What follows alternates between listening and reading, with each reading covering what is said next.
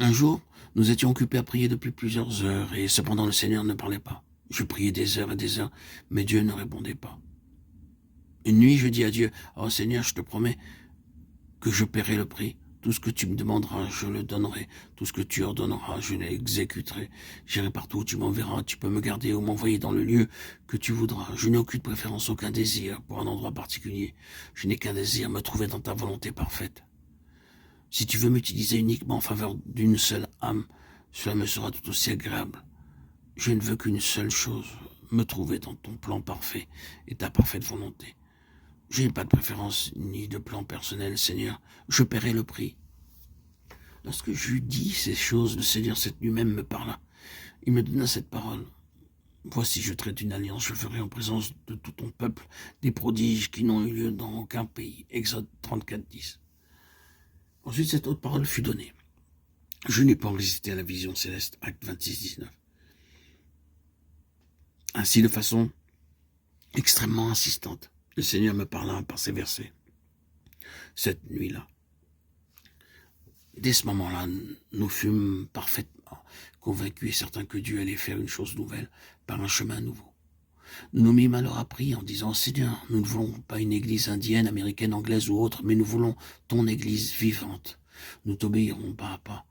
Nous ne voulons pas foncer d'une manière inconsidérée, mais nous voulons t'obéir pas à pas. » Alors le Seigneur nous donna cette parole. Paul demeura 2 ans entiers dans une maison qu'il avait louée. Il recevait tous ceux qui venaient le voir, prêchant le royaume de Dieu et enseignant ce qui concerne le Seigneur Jésus-Christ en toute liberté et sans obstacle. Acte 28, 30, 31. Ainsi, nous comprîmes que le Seigneur voulait que nous commencions un travail dans une maison qu'il nous fallait louer. J'avisai alors 2 collaborateurs à Madras, leur disant, « S'il vous plaît, voudriez-vous avoir la gentillesse de trouver quelque part une petite maison ?» Ils en trouvèrent une. Après quelques jours, 12 d'entre nous se réunirent dans cette petite maison. Ces 12 hommes étaient tous des gens faisant entièrement confiance à Dieu pour tous leurs besoins. Nous avions la même vision et le même fardeau. En arrivant dans cet endroit, nous dîmes aux croyants, « Ceci est une maison de prière pour tous les peuples. » Dieu lui-même nous avait en effet donné cette parole. « Je les amènerai sur ma montagne sainte et je les réjouirai dans ma maison de prière. Leur holocauste et leurs sacrifices seront agréés sur mon autel, car ma maison sera appelée une maison de prière pour tous les peuples. » Ésaïe 56, 7. Nous leur dîmes également, nous n'avons aucune intention, aucun autre plan que de prier pour vous et de vous aider par la prière. Nous n'avons pas de membres ni de statut. Nous avons simplement promis à Dieu de lui obéir pleinement et conformément à toute l'Écriture. Nous ne voulons suivre aucune tradition ou coutume humaine, qu'elle soit hindoue ou autre. Nous les refusons toutes. Nous avons décidé d'obéir à Dieu entièrement et d'accomplir sa volonté dans tous les détails selon qu'il nous en rend capables. Nous voulons commencer à zéro et progresser pas à pas comme le Seigneur nous y aidera. Cette maison sera ouverte pour vous jour et nuit. Vous pourrez y venir et y entrer de n'importe quelle heure du jour ou de la nuit. Vous y trouverez toujours quelqu'un pour prier pour vous et pour vous parler. Mais s'il vous plaît, venez avec votre Bible.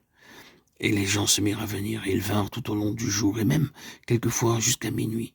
Nous leur disions, nous ne vous imposons rien. Nous n'avons aucun droit sur vous. Vous êtes simplement les membres du corps de Christ. Que vous veniez à toutes les réunions, ou seulement à quelques-unes, c'est à vous d'en décider. De plus, nous refusons toute méthode et tout moyen humain pour vous attirer et vous faire venir dans nos réunions. Mais si vous venez, faites-le avec un cœur prêt à obéir à la volonté de Dieu, et nous vous enseignerons les voies de Dieu.